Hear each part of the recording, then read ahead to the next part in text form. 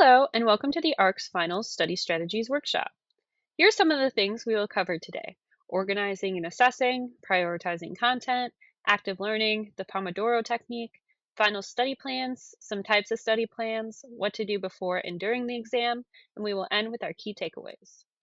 For organizing and assessing, we want to start by gathering our notes, textbooks, handouts, and past exams. This way, we have the materials we may need to study from or create study materials from for our exam. Then we need to review our syllabus for any information about the final exam and check what dates and times our final exams are. The final exam schedule is available on your MyUSF portal. Then we want to identify likely topics to be tested. Sometimes your final will be cumulative, but other times a professor may opt for a non-cumulative final. Identifying what topics you will be tested on can help you manage your time effectively. Now looking at methods to assess. The first is called syllabus outline, which is to create an outline of course content from memory using only your syllabus. Step one is to start with the highest level of content, big themes, sections, concepts, etc., and then drill down to the details you can provide. Don't use anything but your syllabus during this process. Step two is after you fill out what you know, use another color to fill in the gaps. Your outline will help you determine what you already know well and what you don't know well. The next method to assessing is called the ranking system. For the ranking system, we assign each topic a score from 1 to 3. 1 is I don't know, meaning we are unsure or don't remember learning it. 2 is I sort of know, meaning we recognize it and have some basic understanding of it.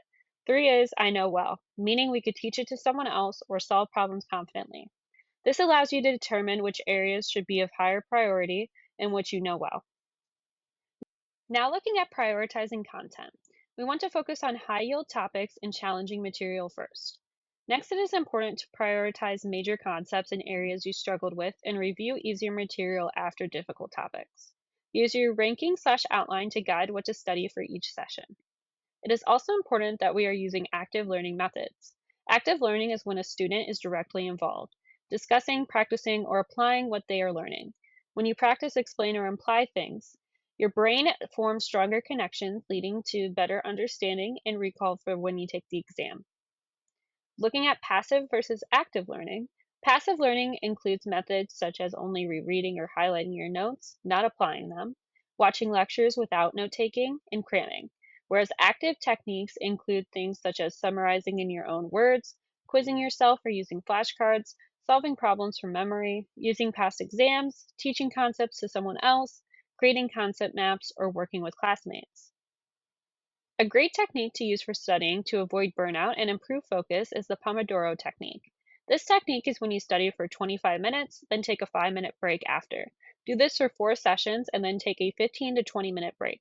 Ensure you are setting realistic goals for each session, such as mastering 20 flashcards or completing 10 problems. Make sure to interleave subjects and topics to help reinforce your learning.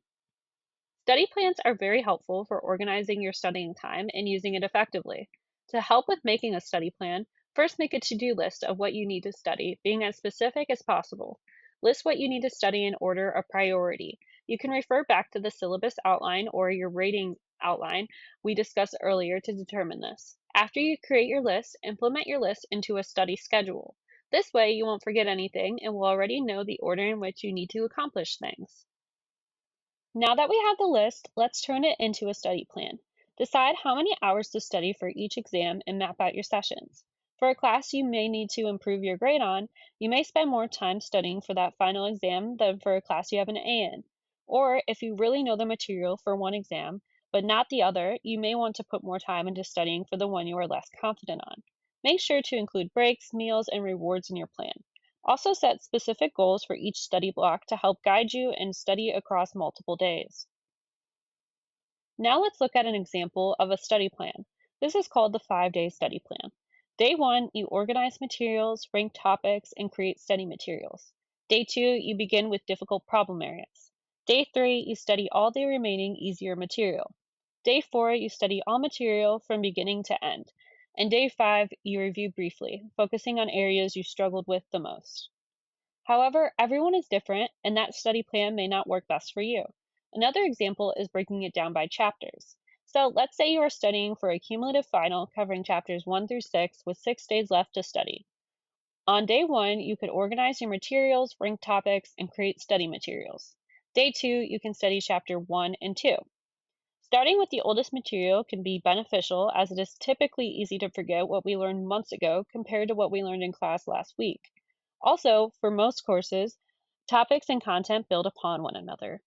Day 3, you can review chapters 1 and 2 and study chapters 3 and 4. Day 4, you can review the chapters covered in day 2 and 3 and study chapters 5 and 6.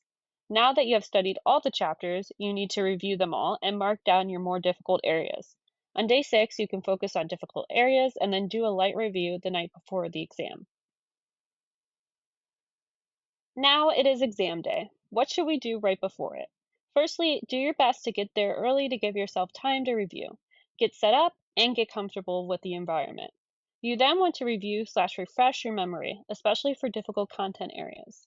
Then write out everything you can remember, such as key concepts, formulas, etc. This helps to refresh your memory and pull that information to the front of your brain. Now the exam has started.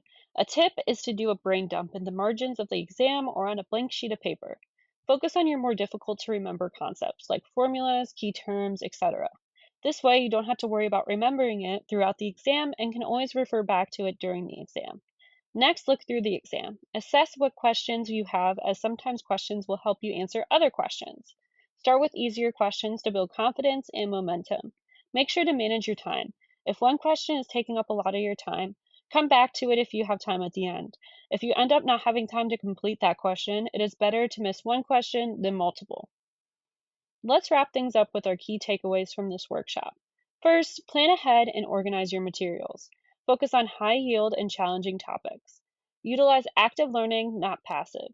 Manage your time with the Pomodoro technique. Take breaks for better memory and focus. And lastly, implement a structured plan, like a 5-day study plan to hold yourself accountable and stay organized. Thank you so much for watching. Please like, comment, share, and subscribe.